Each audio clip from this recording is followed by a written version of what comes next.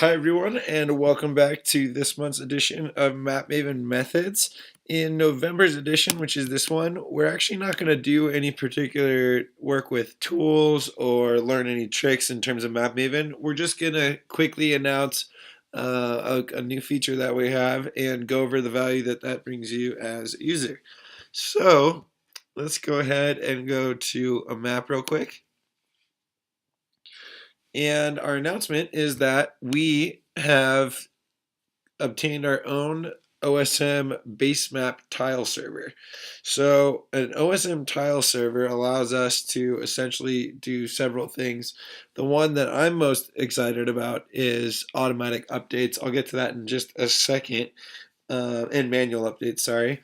But what that really means for you as a user. Let's go into that. So before I begin explaining the benefits, a quick background on OSM.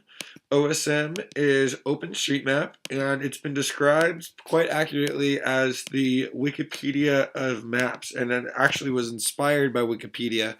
But essentially, it's one big map, or really data set, but we'll call it a map, in which regular people like yourself can contribute and edit to the map and post it, just like you would contribute and edit to an article on Wikipedia.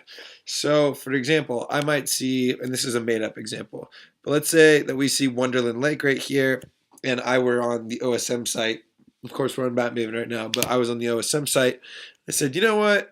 That's not really accurate. This little point out here doesn't jut out there. This is actually all filled in with water. This is old. I could change that and update the map to reflect what reality really looks like today. And you can obviously quickly come to several conclusions in terms of the usefulness of that. For one, it just makes for a more accurate map that's more up to date. And then that accuracy is compounded by the fact that it's not just one company making these updates or one source providing them, but anybody can make those updates. So it really is the essence of the crowdsourcing benefit that we're seeing more and more in applications in many spaces these days. But why that is good for Map Maven is, well, there's several reasons. For one, and this was our case in the past, we are not on a proprietary base map. If we have an area that we want quick updates on, say for example, are the recent hurricanes, naturally the landscape is completely different than it was several months ago. But Google or Mapbox or some of these other proprietary base maps, which have certainly their value, I don't want to put them down, but they're only going to make so many updates, whereas the second something happens with the OpenStreetMap community, regular people like you and I are online making those changes right away.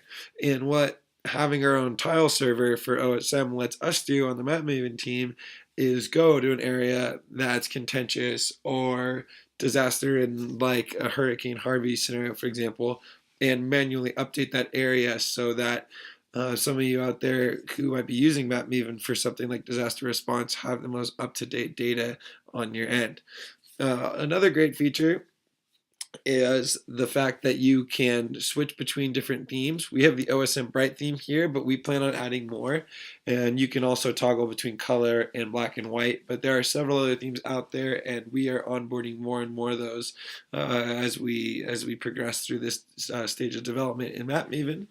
And then lastly, and this kind of ties into again the crowdsourcing. OpenStreetMap is by definition open source, and with it being open source, that code base that it runs on and essentially the back end of OSM is open to the public, and anyone can look under the hood and make changes.